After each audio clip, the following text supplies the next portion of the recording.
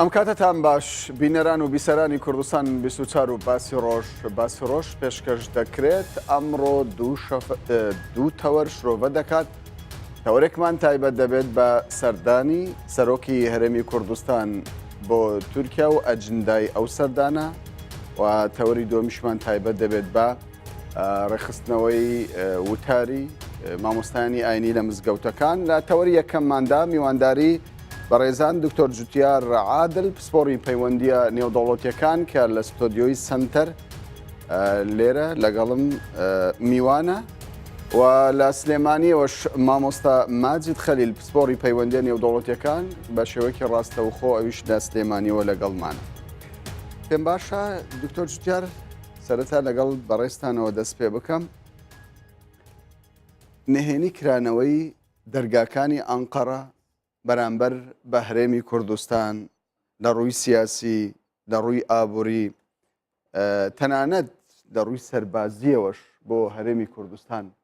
بۆچی دەگەڕێتەوە؟ ئەو نهێنیە چیە لە نێوان ئەنقەرە و هەولێردا هەیە؟ بەڵێ خۆی ئێمە گەر تەماشا بکەین لە سەرەتای ساڵی 1999 تەسەور دەکەم و بە واقعی دوو لە پرۆژە هەن پەیوەندی بە کوردەوە هەیە، دوو پرۆژەی جیاواز کە ئەو دوو پرۆژەیە ئێستا لە ئەرزی واقع شوێنی خۆیان هەیە. یەک لە پرۆژە یەکەم سەربەخۆی هەرێمی کوردستانی عێراق وەکو پرۆژەی کە لە هەرێمی کوردستان تەبەناکەرە و لە چوارچێوەی پرۆژەیەکی نەتەوەیی و فراحزبی ئەم پرۆژەیە بەڕێوە دەچێت و کاری بۆ دەکرێت. و پرۆژەی تر مەسلەی پرۆژەی پان کوردیزم. پان کوردیزم ئەوەیە کە ئەعلانکرا لە 1990 لە ساڵی 2000 کەوە هەر چوار پارچەی کوردستان بە کۆنفدرالیەک ببەسترێ، بەڵام هەر پارچێک بە فیدرالی یان بە شێوەیەکی لامەرکەزی لەگەڵ مرکز، ینی هەرێم لەگەڵ هەولێر لەگەڵ بەغدا، مەسەلەن کوردستانی بەکوور لەگەڵ ئەنقەرە.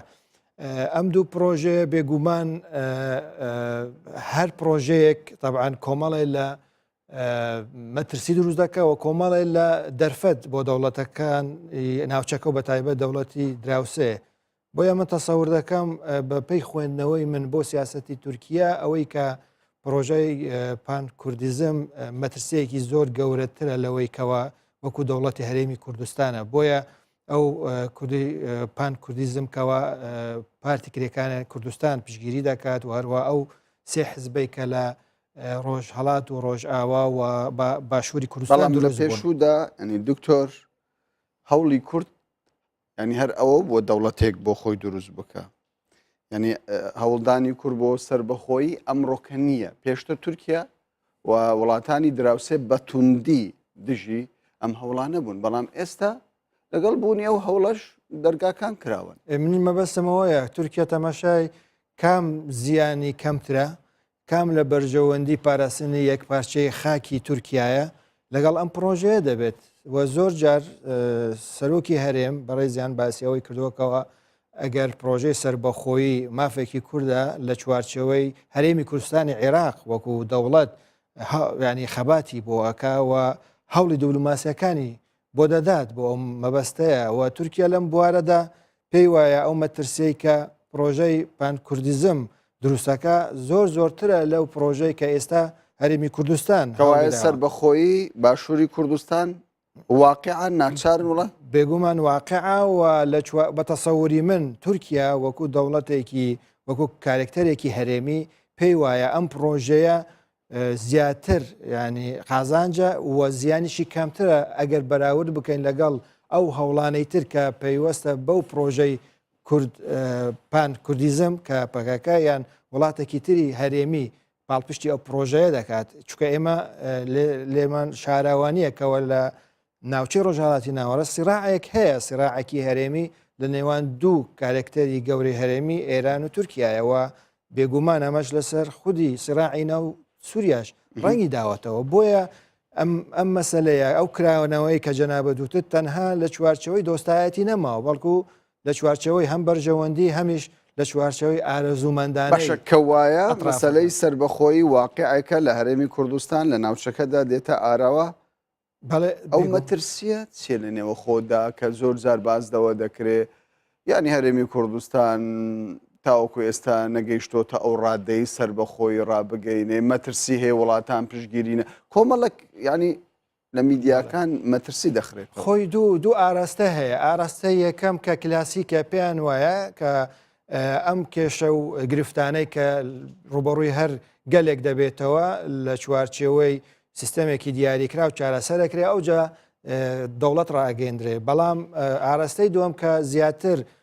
منطقیترە کەوە لە چوارچەوەی دروستبوونی دەوڵەت ئەو کێشە و گرفتانەش دروست دەبوو یەک لەو ئێستا قسە و باسی کە لە تینکتانکەکانی ئەمریکا باسەکرێ کەەوە ئەگەر هاتوو هەرێمی کوردستان توانی بە شێوەیەکی ئاشتیانە لەگەڵ بەغدا ڕێک بکەوێت لەسەر سیاغێک یا سیغەکانی پەیوەندی لەگەڵ بەغدا ئەو کات هەڵوێستی ئەمریکاش دیارە بێ و هەروەها دەوڵەتە دراوسەیەکانیش بە شێوەیەک لە شێوەکان ئەو ڕێککەوتنەی نێوان هەولێر و بەغدا یان قبوڵە با بزانین ڕاوبۆچوونی مامۆستا ماجید لەسەر بۆچوونەکەی بەڕێستان چییە مامۆستا ماجید تۆ لەگەڵ بۆچوونەکانی دکتۆر جوتیاری بەوەی کە ینی ئەمە واقعەکە هەرێمی کوردستان دەبێتە دەوڵەت و وڵاتانی هەرێمیش ناچارن وەکو دەوڵەتێکی تورکیا دان بەسەر بەخۆی هەرێمدا بنێەوە ینی لە ئێستاوە ینی پێشوازی لە پرۆژەیەکی لەم شێوەیە بکە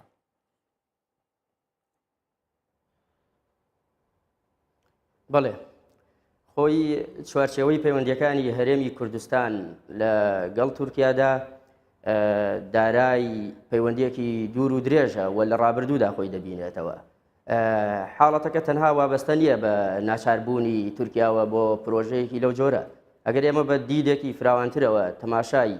پەیوەندیەکانی هەرێمی کوردستان لە گەڵ تورکیادا بکەین دەبینین وابەستەیە بە کۆمەڵێ فاکتەری هەم هەرێمی هەم نێودەوڵەتیەوە لە هەمان کاتیشدا وابەستەیە بە کۆمەڵێ فاکتەری نێوخۆییەوە چ بە نیسبەت هەرێمی کوردستان و بە نیسبەت ناوخۆی تورکیا خۆیەوە ئێمە دەزانین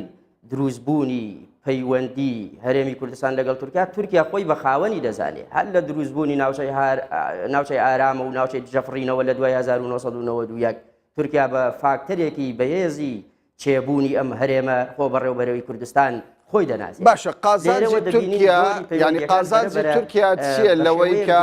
ینی پشتگیری لە باشووری کوردستان بکە و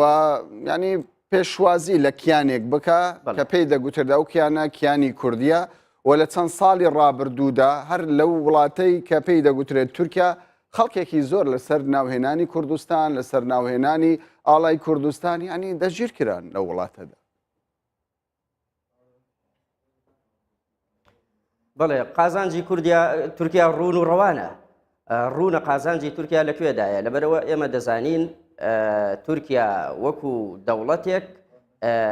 هۆکاری مامەڵەکردنی لەگەڵ هەرێمی کوردستاندا هەم لە نێوەندە ئەکادیمەکاندا هەم لەو نوێترین ئەو بەحسانەی کە بش بە دکیۆمنتی دقیق دەبەستن کە لەسەر کوردستان کراوە ئەوە دەردەخەن و ڕوونی دەکەنەوە کە تورکیا بۆ دەیهەوێ پەیوەندی لەگەڵ هەرێمی کوردستان بکە گرفتەکە لێرەدا یەک شتە هەرێمی کوردستان نیازی لە نزیکبوونەوەی لەگەڵ تورکیادا بریتە لە خستنە ڕووی شوناسەنەتەوەیەکەی لە بەرامبەردا تورکیا دەیەوێت شوناسێکی مەزهەبی بدا بە هەرێمی کوردستان تورکیا لە دروستبوونی هەرێمی کوردستانەوە دەیەوێت هەرێمی کوردستان هاوپەیمانێکی خۆی بێ لە دەرەوەی ئەو میحوەرەی کە خۆی دەبینێتەوە لە میحوەری سووریا و تورکیا و بەغدا کە بە میحوەرێکی شیعەگەرای توندی نێوچەکە نێوی دەبن تورکیا دەیەوێت شوناسێکی مەزهەبی دودا بە کوردستان لەو پێودانگەوە پەیوەندی لەگەڵ هەرێمی کوردستان بگرا و لە هەمان کاتیشدا ئەم حاڵەتە بۆ هەرێمی کوردستان ئاڵۆزە چونکە مەسعود بارزانی و هەرێمی کوردستان تەندیردار پێداگریان لەسەر ئەوە کردووە کە لە ململانێ مەزهەبیەکاندا ئەوان بێلایەنن بەڵام ئەم شتە لە حاڵەتی پراکتیکیدا خراوەتە دۆخێکی ترەوە کە لە هەندێ ڕێو شوێنی تایبەتدا بە بەرژەوەندی تورکیادا شکاوەتەوە چونکە خۆ بەخۆ هەرێمی کوردستان شۆتە نێو بازنە سونیەکەوە هەر لە ڕێکەواتە پێ دوایە کەواتە مامۆستا ماجید کەواتە پێ دوایە ئەو پەیوەندیانەی کە لە نێوان هەرێمی کوردستان و تورکیا هەیە تەنیا گرێدراونیە بە پەیوەندیە ئابوووریەکان کە زۆر جار یعنی بازدەوە دەکرێت وزەی هەرێمی کوردستان و سەرمایە هەرێمی کوردستان وای لە تورکیا کردووە چاوی لە هەرێمی کوردستان و باشووری کوردستان بێ بەڵێ بەڕێزە من بە پشتبەستن بە لێکۆڵینەوەیەکی ئۆفرا بینگی و سەرۆکی پەیمانگای موشیدایان کە مختصە لە بواری مەسلەی کورد و تورکیا و ئەو پەیوەندیانەی کە دەگوزارێ خۆی لە لێکۆڵینەوەیەکدا کە هەوێنی پەیوەندیەکان دەگەڕێنێتەوە بۆ لایەنێکی ئابووری دەڵێت تورکیا مامانی ئەو دەوڵەتە کوردیەیە کە قەرارە دروست بێ بەڵام گرفتەکە حساباتەکە لێرەدایە ئەم دەوڵەتە کوردیە چۆن دەوڵەتێکە دەوڵەتێکی لاوازی وابەستە بە تورکایە وەکو باکووری قوبرس یا دەوڵەتێکی خۆبەڕێوبەرێ و خاوەنی ئەجەندای خۆیەتی و بە شێوەیەکی واقعی دەتوانێت هاوسەنگی خۆی لەگەڵ ئێران لەگەڵ تورکیا لەگەڵ بەغدا ڕابگەێنێ تورکیا لەلایەکەوە هەر پێش سەردانەکەی سەرۆکی هەرێم خۆی ڕایگەیان سربەخۆبوونی کوردستان وابەستەیە بە پرسێکی ناوخۆیی عێراقەوە دەبێت لە بەغدایەک لایی بکرێتەوە مەسلەی ڕیفراندۆم مەسلەی سربەخۆیی کوردستان لەلایەکی تریشەوە بە شێوەیەک لە شێوەکان لە دوای 2007ەوە مامەڵەیەکی سربەخۆ و وەکو دەوڵەتێکی سربەخۆ لەگەڵ کوردستان باشە لێرەدا یانێ تۆ بازەوە دەکەیت تورکیا دەبێتە مامانی لەدایکبوونی دەوڵەتی کوردی ینی ئایا بەڕاست لەمە دووە پێویستە هەر تاکێکی کوردستانی تورکیا وەکو دوژمنێک سیر نەکە کە لە ڕابردووە و هزرە هەبووە لە نێو تاکی کووردە ئایا بەڕاست تورکیا دەبێتە دۆستی هەرێمی کوردستان و یەکێک لە وڵاتانێک کە هاوکار بێت بۆ دروستبوونی دەوڵەتی کوردی ئەمە دەچێتە واقعەوە؟ بەڵێ لە ڕاستیدا ئێمە ئەگەر ئاگادار بین لە ئێستادا لە نێو هەرێمی کوردستاندا دوو بۆچوونی دیاریکراومان هەیە بۆچوونێک پێی وایە کە تورکیا یەکێکە لە فاکتەرەکانی دروستبوونی دەوڵەتی کوردی لە ئایندەدا تورکیا لە کۆمەڵی فاکتەری ئابووری کۆمەڵی فاکتەری مێژووی و کۆمەڵێ دانپیانانی ڕسمی تورکیا دەخوێننەوە بۆ ئەو حاڵەتە کە تورکیا مامەڵەی ڕاستەوخۆی وەکو دەوڵەتێک لەگەڵ تورکیا کردووە هەنگاو بە هەنگاو بەرەو پێشەوە دەڕوا هەتا وەکو ئیمڕۆ بینیمان چۆن بۆ یەکەم جار لە تاریخی تورکیادا لە ڕسمیترین شوێنی تورکیادا لە شانازیترین شوێنی تورکیادا کە فڕۆکەخانەی نێودەوڵەتی ئەتاتورکە ئاڵای کوردستان هەڵدەگرێت بەرەو پێشوونەکە ڕۆژ بە ڕۆژ خێراترە و بۆچوونی دووەم نابێت پشتگوێ خەین هەتا وەکو بۆچوونی دووەم پشتگوێ خەین و ئەم پرسە یەکلایی نەکەینەوە ناتوانین مامەڵەیەکی تەندروست لەگەڵ بەدەمەوە چوونەکانی تورکیا بکەن بۆچوونی دووەم وابەستەیە بە پرسێکی زیندووترەوە کە خۆی دەبینێتەوە لەوەی کە حساباتی تورکیا لەگەڵ هەرێمی کوردستاندا لەسەر بنەمای بندەستکردن و پەراوێزخستن و دوورکردنەوەی بزوتنەوەی نەتەوەیی کوردە لە باکووری کوردستان بەڵام لێرەدا ئێمە بێویژدانیە ئەگەر بێت و بڵین ئەم جۆرە پەیوەندیەکان هەموویان لەو تەوەرەدا دەسوڕێنەوە چونکە ئێمە دەزانین هەرێمی کوردستان دەستپێشخەری ئێجگار جددی کردووە لە زیندووبوونەوەی پرۆسەی ئاشتی نێوان کوردی باکوور لەگەڵ تورکیادا لە زیندووبوونەوەی وابەستەبوون و یەکێتی نێوان هێزەکانی سربەپەکەکە لە خۆراوای کوردستاندا کەواتە بڵێ ینی ببوورەکە قسەکانتم پێ بڕی دیارە هەموو لایەنەکان لەگەڵ زمانی ئاشتین پێیان وایە زمانی ئاشتی زمانی سیاسەتی ئەمڕۆکەیە دکتۆر جوتیار دەگەڕێمەوە لات بەرزکردنەوەی ئاڵای کوردستان لە فڕۆکەخانەیەک کە پێی دەگوترێت فڕۆکەخانەی نێودەوڵەتی ئەتاتورک دامەزرێنەری کۆماری تورکیا ئەمە بەس تەنیا ینی ئەم ئاماژەیە تەنیا بەسە بۆ ئەوەی کە ئیتر کوردستان دڵنیا بێ لەوەی تورکیا بەڕاست هاوکاری دەبێ بۆ پرۆژەی سربەخۆی لە کاتێکدا تورکیا بۆ خۆی بۆتە شادەماری ئابووری هەرێمی کوردستان هەر کاتێک بیەوێ شادەماری ئابووری کوردستان ببڕێ کلیلەکە لە دەست خۆیەت ئەم بیرۆکە ئەگەر پێش 2007 ڕاست بێ بۆ ئێستا ناشێت چونکە کۆمەڵی ئەو بناغە و ستراکشەرەی کە کوردستان هەیەی سەبارەت بە وزە ڕۆڵێکی بەرچاوی بینیوە لە وژادنەوەی ئابووری تورکیا و تورکیا قەناعەتی بەوەیەکەوە تەکاملێکی اقتصادی ئەگەر تەکاملی سیاسی ئەمە مەسلێکی دوورخراوەیە بۆ هەرێمی کوردستان چونکە نەسەرکردایەتی هەرێمی کوردستان پێقەبوولە پاشکۆی هیچ کەسێک بێ و پاشکۆی دەوڵەتی عێراق نەبووە ئەوەندە ساڵە خەباتی کردووە و شەهیدی داوە قبولی نییە پاشکۆی تورکیاوە یان ئێران بێ بەڵام تێگەشتنی خەڵک بۆ سیاست تۆزێ بە شێوەیەکی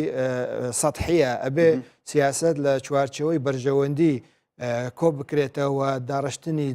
سەر لە نوێ بۆ پەیوەندیەکانی نێوان هەرێمی کوردستان و دەوڵەتەکانی دەوروبەر و بە تایبەت هەرێمیەکان وەکو تورکیا و ئێران خوێندنەوەی تری بۆ بکرێ مەبەستمەوەیە ئەمڕۆ تورکیا ڕاستە ئەیەوێت جۆرێک لە نفوزی ئێران لە عێراق کەم بکاتەوە، بەڵام هەمان کاتیشدا بۆ کورد و بە تایبەت کوردستانی عێراق دەرفەتێکی گەورەیە کەوا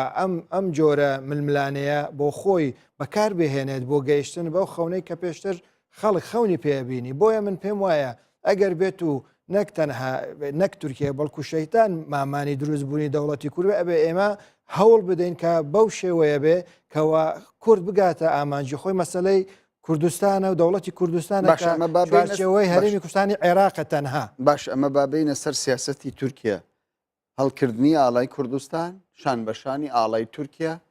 ینی جدیەت هەیە یاخود ئەمە سیاست؟ قەناعەتێکی نوێ دروست بووە لە نۆخبەی سیاسی تورکیا کەەوە ئەمڕۆ کە هەرێمی کوردستان وەکو شەریکێکی اقتصادی وەکو شەریکێکی سیاسی لە ناوچەکەی بۆی گرنگە، ینی ئەمەکو باسم کرد پەیوەندی مەلانی عاتیفیەوە نەمایە بەڵکو لەسەر ئەساسی بەرژەوەندی و ئارەزومەندانەی تورکایە. مەبەستمەوەیە وەکو پێشترشم باس کرد تورکیا حساباتی خۆی دەکە ئایا دروستبوونی هەرێمی کوردستان چەند زیان بە تورکیا دەگەینێت ئەگەر نا بەرامبەرەوە ئەو پرۆژەی کە باسم کرد پان کوردیزم ئایا ئەو تا چەند زیان بە تورکیاکە. ئەم جۆرە حساباتانە گرینگە لای تورکیا، بۆ یەک تورکیا تەنها بیر لەوە ناکاتەوە هەرێمی کوردستان وەکو مکەملێکی بۆ اقتصادی تورکیا و شادەماری نەک بە پێچەنەوە من دەبینە پێچەوانەوەکەوە هەرێمی کوردستانی جۆرێک لە شادەمارە بۆ وژاندەوەی اقتصادی تورکایە، بەڵکو مەسلەکە پەیوەندی بە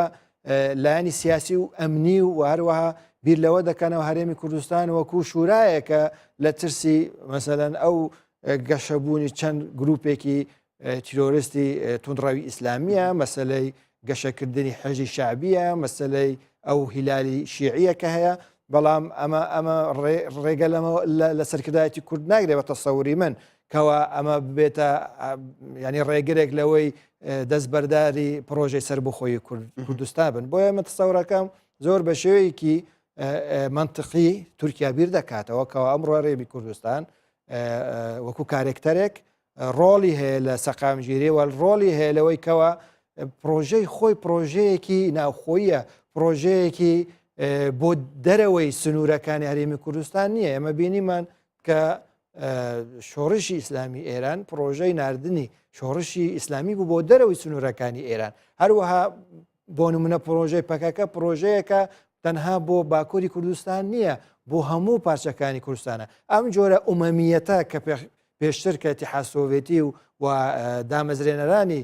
حرەکەی شوعیەت ئەم ئومەمیەیان هەبوو، ئەو ئومەمیە ئێستا لەسەر ئاستی سیاسەتی دەوڵەتی باوی نەماوە، زیاتر لەسەر ئەساسی تەکاملی اقتصادی و لەسەر ئەساسی بنیادنانی کیانێکی سیاسی زەمانەتی ئاسایش و سەقامگیری نێودەوڵەتی بگات. بۆیە ئەم تێگەشتنە لای نۆخبەی سیاسی تورک پێم وایە ینی نازج بووە و تێگەشتون کەوە هەرێمی کوردستان پرۆژەیەکی نیشتیمانیە، پرۆژەیەکە پەیوەندی بە هەرێمی کوردستانی عێراقا و هەوڵی ئەوە نادات ئەم پرۆژەیە بۆ دەرەوە هەناردە بکات کە مەترسە گەورەکەی لە تورکیا ئەوەیە پرۆژەکەی پەکەکە یان پان کوردیزم زۆر باشە. دێمەوە لا دکتۆر جوتیار پرسیاری زیاترم هەیە سەبارەت بە تێگەیشتنی ئێرانش سەبارەت بە سەربەخۆی، بەڵام پێم باشە بچمە لای مامۆستا ماجید. مامۆستا ماجید، پرۆژەی سەربەخۆی بۆ هەرێمی کوردستان ینی چەندە قازانج بە پارچەکانی دیکەی کوردستان دەگەینێ لە کاتێکدا ینی هەر چەندە لە قسەکانی جەنابیشدا ئاماژەی هەندێک کۆمەڵێک گوشەم کرد کە ینی مەبەستت بوو قسەیەک بکەی لەوەی کە بەشێک لە پارتەکان وا تێدەگەن کە پەیوەندیەکانی هەرێمی کوردستان و ئانقەرە بە شێوەک لە شێوەکان لەسەر حیسابی باکووری کوردستان یاخود ڕۆژئاوایی کوردستان بێ. پێ دوایە ینی بوونی باشووری کوردستان بە دەوڵەت ئەمە قازانجی بۆ ڕۆژئاوا دەبێ، بۆ باکووری کوردستان دەبێ یاخود پێچەوانەکەی ڕاسترە؟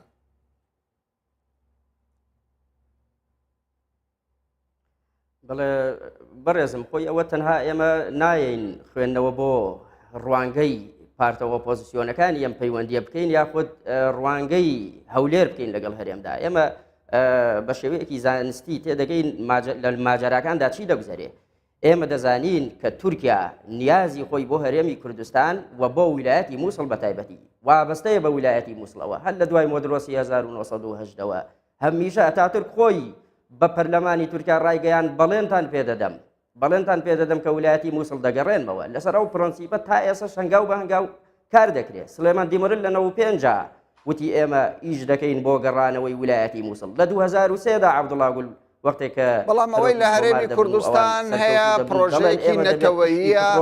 و ئەو ئاڵایەی کە ئێستا لە ئەنقەرە بەرز دەکرێتەوە لە ستەمبۆڵ بەرز دەکرێتەوە بەڵێ ینی ئاڵای کۆماری مەهاباتە ئاڵای کوردستانە بەڕێزم دروستە من لە سەرەتاوە وتم نیازی هەرێمی کوردستان شوناسێکی نەتەوەییە بەڵام ڕوانگەی تورکیا ڕوانگەیەکی یەکلاکەرەوە نییە تەنانەت مەسەلە ئابوووریەکەش وەکو کارتێک بەکاردێنێ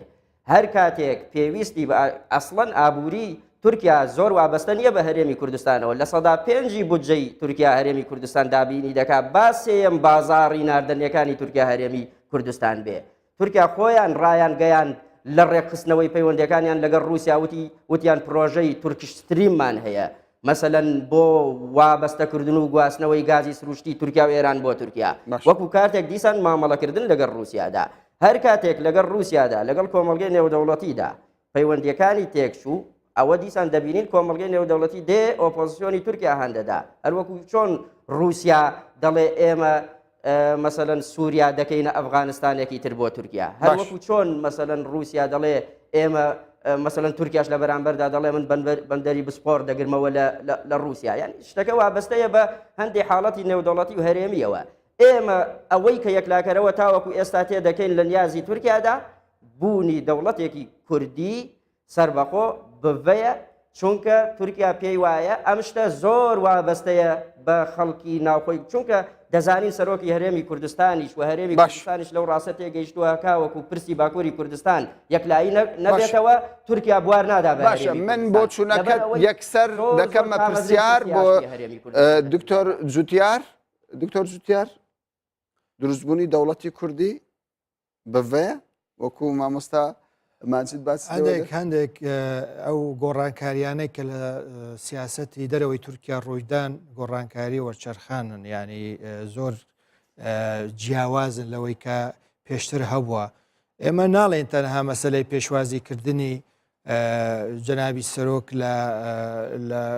کوشکی کۆماری بەو شێوەی کە پێشتر بۆ یەکەمین جار شتیوای ڕووی نەداوایان ئەم ئاڵایە ئەم مەسەلە لایەکدانێ بەڵام مەسەلەیەکی تر هەیە لە ڕووی منطقیەوە ئێستا گۆڕانکاری لە ناوچەکەی ڕۆژهەڵاتی ناوەڕاست ڕوویداوە ئەو گۆڕانکاریە خودی ئیدارەی ترامپ بێندانی پێداوە و هەروەها خودی ئێرانیەکان مەترسیان هەیە لەوەی کەوە بوونی هەرێمی کوردستان لەم ناوچەیە جۆرێک لە ئەنحیاز دروست دەبێت بۆ دەوڵەتە ڕۆژئاوایەکان بە تایبەت ئەمریکا و ئیسرائیل ئەمە خۆی لە خۆی مەترسێکی گەورە بۆ ئێران دروست کردووە ئەم هەوڵاوە ئەم ئەگەر بڵێم دەتوانین بڵێم ئەو پرۆپاگەندەیە کە ئێران دەیەوێت بیکە بێگومان لە بەرژەوەندی ئێران و بەرژەوەندی عێراقدا دەبێت کەەوە هەرێمی کوردستان بهێڵێتەوە وەکو بەشێک لە عێراق بە لە کاتێکدا ئێمە کە دەڵێن پرۆژەی سەر بە خۆی هەرێمی کوردستان نەپەیوەندی بە ئێرانەوەە نەپەیوەندی بە تورکیا هەیە پرۆژەیەکی نیشتیمانیە بەمەستم لەگەڵ ئەو بۆ چوونە دای کە مامۆستا ماجید باس دەوە دەکات کە تورکیا تەقەبولی دەوڵەتێک ناکە لەسەر ناسنامەی کورد دروست نەخێر ئەوەی ڕێزمەیە ینی بەستمەوەیەکەوە ئێستا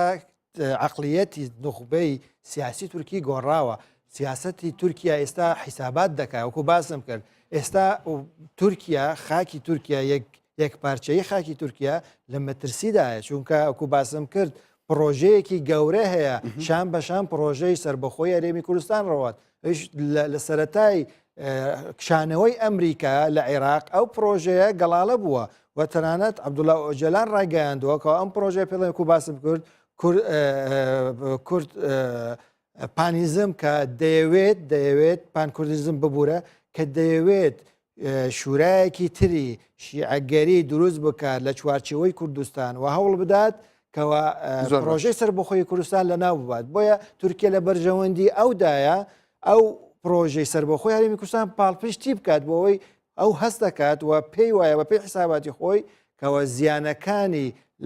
لە پرۆژە هەرێمی کوردستان زۆر کەمترە دیارە کات ڕێگامان پێنادا پرسیاری دیکە بکەین سەبارەت بە وچەنەزەڕی ئێران دەگەڕێمەوە لای مامۆستا ماجید ئەگەر موداخەلەیەکت هەبێت لەسەر قسەکانی دکتۆر جوتیار لەنا کۆتایی بە تەوری یەکەمی باسی ڕۆژ دەهێنم. وەڵام بەڕێز من بە کورتی هەر تەنها دەمەوێت ئەوە بڵێم خواستی تورکیا بۆ نزیک بوونەوە لەگەڵ هەرێمی کوردستان کاتێک خواستێکی ڕازگۆیانەیە کە بە شێوەیەکی ڕازگۆیی لەگەڵ پرسی باکووری کوردستاندا هەروەکو چۆن هەرێمی کوردستانیش وا دەڕوانێ هەروەکو چۆن مەسعود بەرزانیش ئیشی زۆر لەسەر زیندووکردنەوەی پرۆسی ئاشتی دەکات لە باکووری کوردستان ئەبێ ئەم مەسەلەیە بە تەواوەتی یەکلایی بێتەوە ئەو کاتە خواستێکی ئەرێنیە سەبارەت بە مامەڵەکردن لەگەڵ هەرێمی کوردستان ئەگەینا تەوازنی پەیوەندیە دیبلۆماسیەکانی هەرێمی کوردستان لە ئێستادا تێک چووە ئێمە پرسیارمان کردووە بۆ چەند ساڵە مەسعود بەرزانی سەردانی ئێرانی نەکردووە لە کاتێکدا ئەگەر قەزیەکە ئابووری بێخۆ لە سەدا 25 ئابووری هەرێمی کوردستانیش پەیوەستیە بە ناردەنیەکانی ئێرانەوە دیارە کات ڕێگەم پێنادا هەر سەبارەت بەو سەبارەت بەو پرسیارێک کە کردت من وڵامی دەدەمەوە کە فەرەیدون عەبدولقادر باسی لەوە کردووە یەکێک لە داواکاریەکانی سەرۆکی هەرێمی کوردستان بۆ کۆماری ئیسلامی ئێران سەردان بکە ئەوەیە کە دەبێ ئاڵای کوردستان لە تەنیشت ئاڵای کۆماری ئیسلامی ئێران دابدرێ بەڵام دیارە تاوکو ئێستا ئێران قەنەعەتی نەکردووە لە سلێمانیەوە مامۆستا ماجد خەلیل پسپۆری پەیوەندیە نێودەوڵەتیەکان لە هەولێرەوەش دکتۆر جوتیارە عادل پسپۆری پەیوەندیە نێودەوڵەتیەکان زۆر سوپاس دەکەیت سوپاسی میوانەکانم دەکەم بەڕێزانم ئێستاش دەچینە ناوبڕێک و دواتریش دۆسەی دۆمی تەوەری باسی ڕۆژ دەکەینەوە.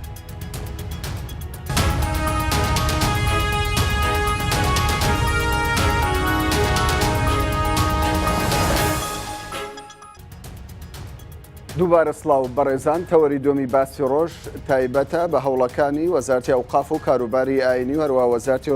ڕۆشنبیری هەرێمی کوردستان بۆ سەبارەت بە یەخستنەوەی یەکگوتاری ئاینی لە مینبەری مزگەوتەکان بە تایبەت کە ئێستا هەوڵێک هەیە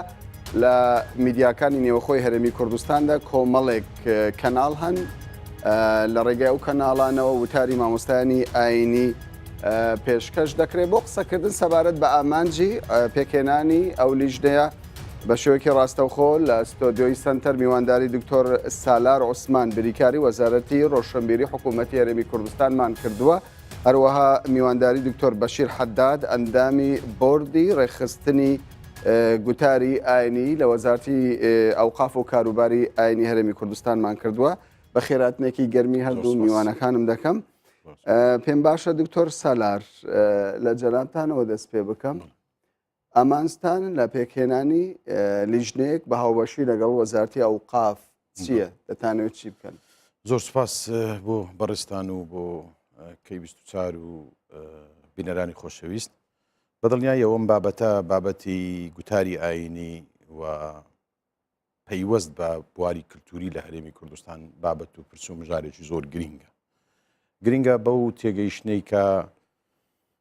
قسەکردنە لە پیرۆزیەکانی کۆمەڵگەی کوردی کە ئاین بەشێکە لەم پیرۆزیانە و قسەکردنە لە مەزاجی ئێستای سیاسی کۆمەڵایەتی هەرێمی کوردستان چونکە ئەم بابەتە ڕاستە لە سەرەتا و دەستپێک بابەتێکی دینیە بەڵام دوجار لە کوردستان بەداخەوە بۆتە بابەتێکی سیاسی بابەتێکی جڤاچی بۆیە وەزارەتی ڕۆشنبیری ولاوان لە ڕێی دەستپێشخەریەکی وەزارەتی ئەوقاف و کاروباری ئاینی هەوڵماندا هەموو هەوڵ و جهود و ڕۆیا و جیهانبینی هەم وەزارەتی ڕۆشنبیری ولاوان هەم وەزارەتی ئەوقاف هەم ئەم بۆردەیە کە ئێستا لە وەزارەتی ئەوقافەیە هەم ئەنجامی ئەم کۆنفرانسی وەزارەتی ئەوقاف کە خۆی لە چاکسازی دەڕێخستن لە دووبارە داڕشتنەوەی گوتار و دیسکۆرسی ئاینی دەبینێتەوە لە کوردستان هەموو هۆڵانە کۆکەینەوە بە ئاراستەی ئەوەی کە وڵاتی خۆمان ببینین ئەرکەکانی ئەم وڵاتە خۆناغە قورسەکان شەڕ ململانێ سیاسیەکان و تێکڕای ئەم مۆزاییکە جیاوازەی کە لە هەرێمی کوردستان ئەوە ئامانجی سەرەکی ئێوەیە بەڵام ئێوە دەتانەوێت چی بکەن لە مەودووە پرسیارێکی زۆر جدیە ئێمە دەمانەوێت ڕێک ئەوە بکەین کە ڕێکخستنی گوتاری ئاینی پەیوەست بە هەرێمی کوردستان و ئەو بۆعدەی کە ڕەبتیشی بە میدیاوەیە بۆیە حەق ئێستا خەڵک پرسیارێک بکە وەزارەتی ڕۆشنبیری بۆ بەشدارە لەم لیژنەیە وەزارەتی ڕۆشنبیری لەبەر ئەو پشک و بەشە بەشدارە کە پێی دەگوترێت ژیانی میدیا ژیانی ڕۆشنبیری لە هەرێمی کوردستاندا چونکە ئەم کەناڵانەی کە پەخشی گوتاری ئاینی دەکەن چالاکی ئاینیش بڵاو دەکەنەوە منبەرەکانیش دوزار دەکەنە گوتاری ئاینی و پەخش دەکرێت ئەمە هەمویان کەناڵی تەلەڤیزیۆنین نێوەندی میدیایین لە وەزارەتی ڕۆشنبیری مۆڵەتیان هەیە و پەیوەندیان بە ئێمەوە هەیە بۆیە ئێمە بە تەنسیق لەگەڵ وەزارەتی ئەوقاف توانی ومانە ئێستا نەخشە ڕێگایەک دابنێن بۆ ئەوەی ئەم بوارە ڕێک بخەینەوە نەک بەو مانایی کە یەک خستنی گوتار لە هەرێمی کوردستانی یەک جۆرە گوتار هەبێ ئاینی نەک بەو مانایی کە ئێمە قۆرخی ئازادیەکان بکەین نەک بەو مانایی ڕێ لە مامۆستایەکی ئاینی بگری و پانتایی بدەینە مامۆستایەکی ئاینی نەک بەو مانایی دەمی ڕۆشنبیر بگیرێ لەوەی کە بتوانێت بیرروڕاکانی خۆی دەربڕێ هەموو ئەو بوارانە بە بوارە ئەدەبیە سرفەکەش و بە بوارە هونەریەکەشەوە دوزاریش بە هەموو ئەو بوارەی کە پێی دەگوترێ بواری وەشان بڵاوکردنەوە بیرروڕا پەخش هەموو ئەوانە لە هەرێمی کوردستان پێویستی بە یەکخستنی هەڵوێستەکان هەیە بۆ ڕێکخستنەوەیان بۆیە ئێمە ئێستا لە سەروبەندی ڕێخستنەوەی ئەو بوارە گرنگین لە هەرێمی کوردستان زۆر باشە دکتۆر بەشیر دێمە لای بەڕێستان یەخستنەوەی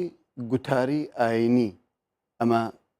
یعنی ناونیشانێکە کۆمەڵێک مانە هەڵدەگرێ ئەگەر بۆ مانی باس بکەین مەبەستان چیە لە یەخستنەوەی گوتاری ئاینی بەناوی خی گەورە میهرەبان یەکخستنەوە نییە ڕێکخستنەوە ڕێکخستنەوە بەڵێ بۆیە هەندێک لە میدیایەکان ئەم دەستەواژیان بڵاو کردوتەوە کە یەکخستنی وتارە بەڵام دەگوترێ هەوڵێک هەیە یەک وتار لە وەزارەت دەردەچێت تەعمیم دەبی بەسەر شیوانە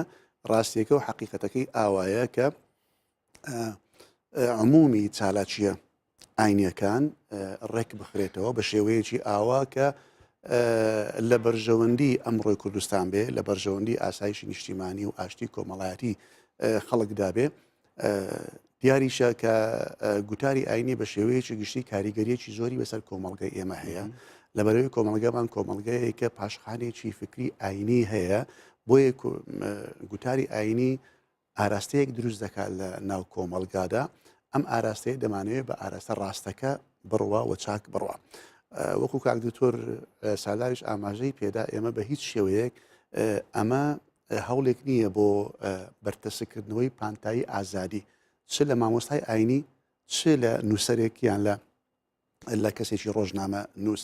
بەڵکو ئامانج ئەوەیە کە ئەم ئازادیە بە چاچی و بە تەواوی بەڕاستی بەکاربێ ئازادەکە نەقۆزرێتەوە بۆ شتی دیکە باشە بەڵام ئەگەر بە مامۆستایەکی ئاینی ینی بەم شێوەی خەتابی بکەیت بەڵێ بە وتاربێژێک دەڵێ کاکەی من مامۆستای ئاینیمە هەموو تەمەنی خۆم لە خوێندنی قورئان سەرف کردووە چۆن وەزارەتی ئەوقاف دێ بە من بڵێ کە من بەم شێوەیە وتار یەکەم جار ئەو مامۆستا ئاینیە بەڕێزا فەرمانبەرە لە وەزارەتی ئەوقاف تۆ لایەنە ئاینیەکە و لە ئەوەکەدانێکە لە ناو کۆمەڵگە ئێمە مامۆستای ئاینی پێگەیەکی کۆمەڵایەتی ئاینی بەرزی هەیە و بەڕێزیشەوە ڕێزی لێگیراوە بەڵام لەلایەنی ئیداری و لەلایەنی ئاراستەکردنی کارەکەی وەزارەتی ئەوقاف ڕێنمایی هەیە حکوومەتی هەرێمی کوردستان ڕێنمایی هەیە و دوایمیشیان ئەو کۆنفرانسە بوو کە وەزارەتی ئەوقاف سازی کرد بۆ ڕێخستنەوەی گوتاری ئاینی بە شێوەیەکی گشتی ئەم کۆنفرانسە کۆمەڵێک ڕاستپاردەی دەرچوان ئەم ڕاستپاردانە جودا لە کۆنفرانسەکانی دیکە دەمانەوێت ئەم جارە ئەم ڕاستپاردانە بچێتە واری جێبەجێکردنەوە تاوەکو ئێستا هیچی لێ جێبەجێ نەکرد جێبەجێنەکە ئێستا لە ئیشکردن لە کارکردندا ئەمە هەنگاوی یەکەمە هەمانگیتان لەگەڵ وەزارەتی هەنگاوی یەکەمە لەبەر ئەوەی گوتاری ئاینی پەیوەندیەکی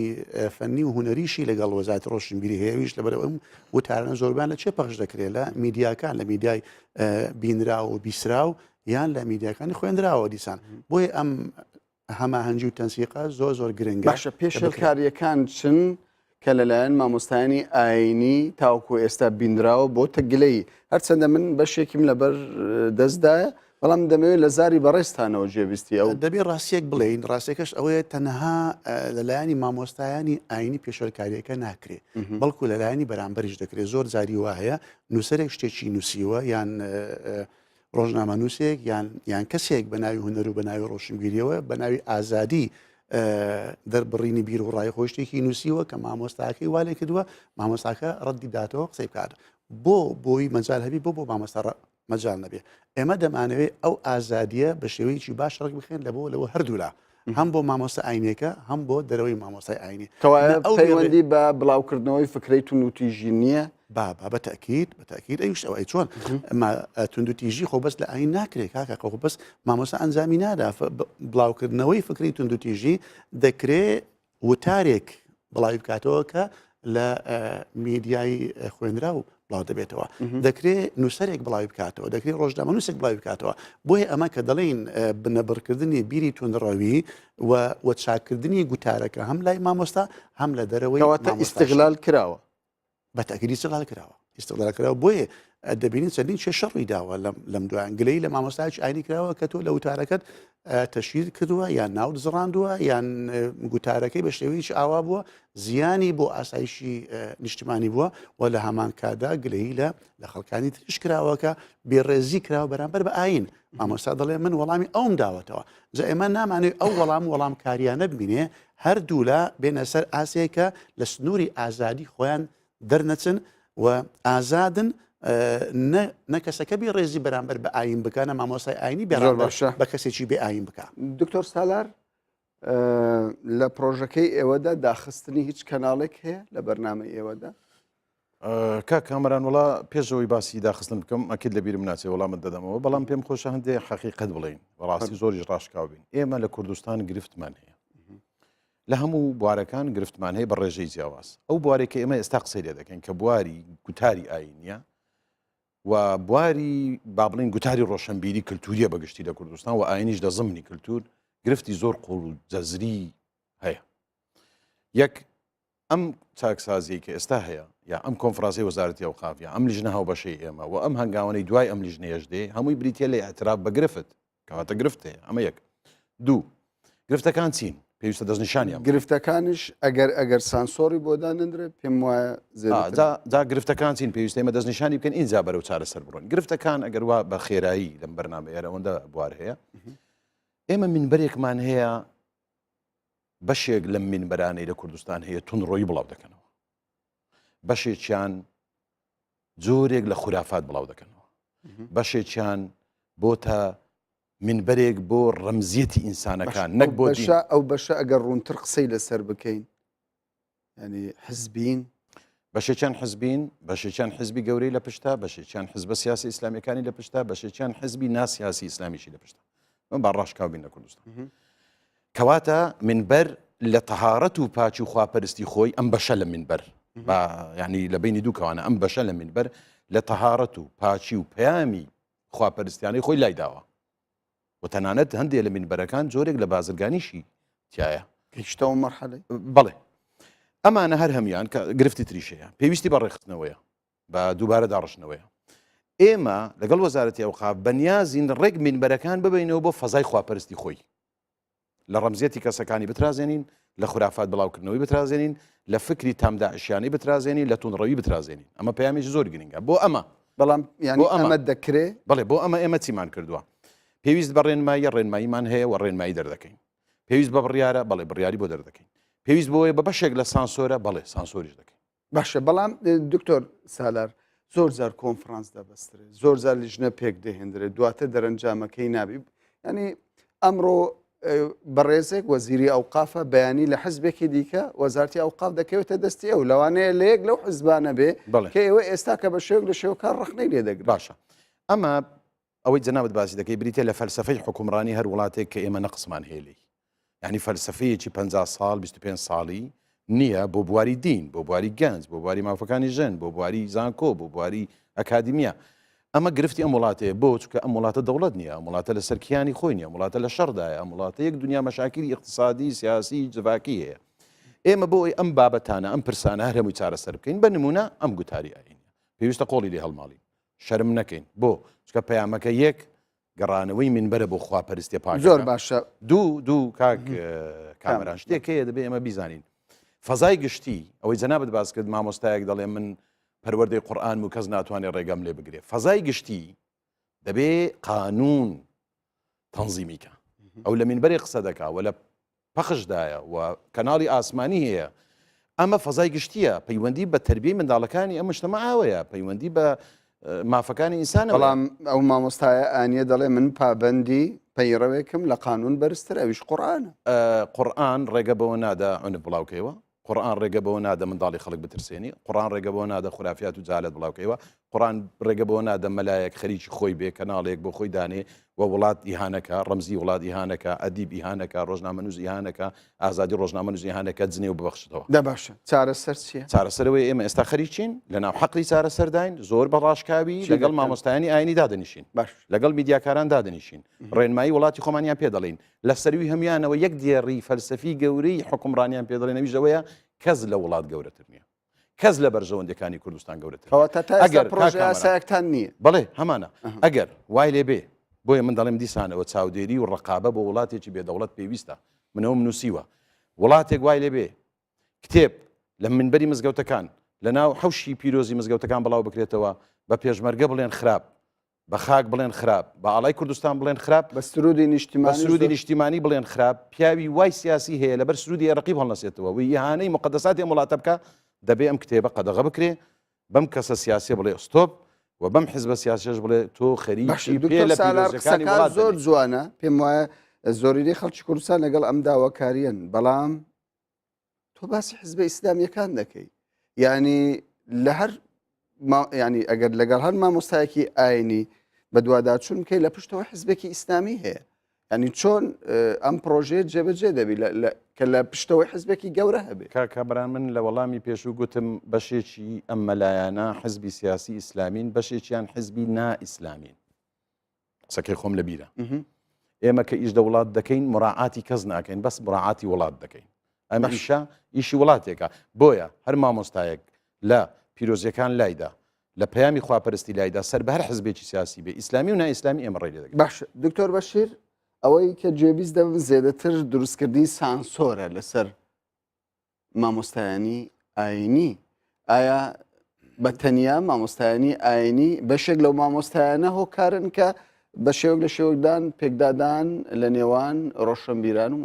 مامۆستا؟ کاک سادار بە شێوەیەکی گشتی باسی کرد، مامۆستایانی ئاینی ئەوانەی لە بواری میدیا ئیش دەکەن ئەوانیش دیسان ئەگەر پێویست بکات جۆرێک لە سانسۆر جۆرێک لە سانسۆر ئەمە شتێکی زەرورە و پێویستەوە دەکرێت ئەواتە بۆ هەردوو لایە. بەڵێ بەڵێ لە بۆ هەردوو لا ئەمە دژایەتی لەگەڵ ئازادی نییە. ئێمە وڵاتێکین هێشتا نەکەوتوینە سەر سکەی خۆمان، ئێمە هێشتا بە تەواوەتی لە دیموکراسی و ئازادی ڕادەربڕین و لە نازام نافەکان هێشتا تێنەگەیشت و بە چاچی و چاچی ممارەسەمان نەکردو ناکرێ ئێمە ئێستا ئەمە حسابی وڵاتێکی وەکو ئەڵمانیا و بریتانیا و ئەمریکا بکەین کە بڵێ وڵا خەڵک بۆ خۆی ئازادە و دەزانێت چ دەکەن. ئەو ئازادی ڕەهایە ئەگەر بدرێ ئەمە بەڕاستی بەڵایەکە وە کارەسات دروست دەکات. بۆیە لە هەموو بوارەکان حتا لە بواری مینبەر و ئاینیشدا دەکرێت زۆرە سانسۆرێکە بێ هەر بۆ خۆی ئاین سانسۆری داناوە. کاکەجان مامۆستای ئاینی ئازادی مطلقی نییە بە کیفی خۆی بێ بڕە، ئەگەر حتا ئەوەی کە دەشڵێ بە شێوازێک دەیڵێ بە شێوازێک ئەوە کە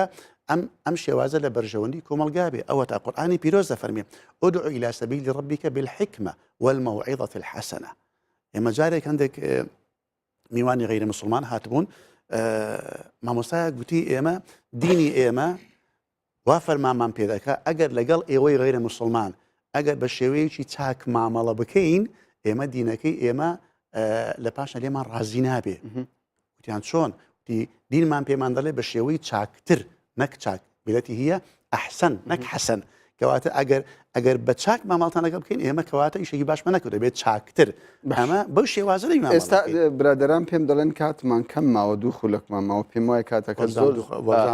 زۆرمت لە بنکرد کاتەکە کەمانە هەر تۆ بەردەوام دەبی لە قسەکردن سەبارەت بە سزاکان من دەمەوێ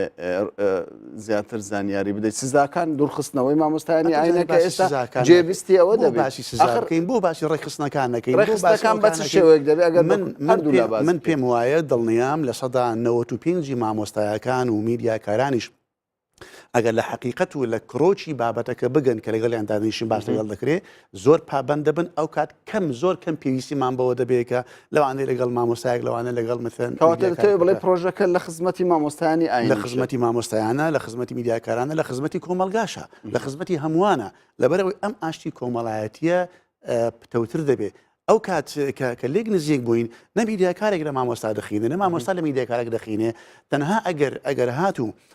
بێڕێزی بەرامبەر بە ئاینێک یان بەرامبەر بە کەسێک کراکەوە زۆر ژمارەشان کەمە لە کوردستان منی مسلمان منی مامۆستای ئاینی پێویستە لەسەری بەجوان کەواتە ئەو لژنەیە لژنەیەکی هەمیشەیی دەبێت لیژنەیەکی هەمیشەیە و وەکو کارساداریش ئاماژەی پێدا ئەم لیژنەیە نەبوو دوورخستنەوەی مامۆستایەکە نەبوو دەنگکردنی مامۆستایەکە نەبوو داخستنی مزگەوتێکە نەبوو لابردننی مامۆستایەکە لێدانی هیچ لایەنێک نییە بۆ لێدانی هیچ لایەنێک نییە دکتۆر سارە وەڵامی پرسیارەکەی منت نەدایەوە کەناڵ دادەخرێن لە داهاتوودا هەر کەناڵێک پێویست بێ ڕێنمایی ئەم وڵاتە یاسای ئەم وڵاتە پێشێلکە پیرۆزیەکانی ئەم وڵاتە پێشێلکە بە پیرۆزیە ئاینیەکانیشەوە بە پیرۆزیە نیشتیمانی و نەتەوەیەکانیشەوە بەڵێدا حزبیش بی بەڵێ دادەخرێن دکتۆر سالار عوسمان بریکاری وەزارەتی ڕۆشنبیری حکوومەتی هەرێمی کوردستان زۆر سوپاس دەکەین دکتۆر بەشیر حەداد ئەندامی بۆردی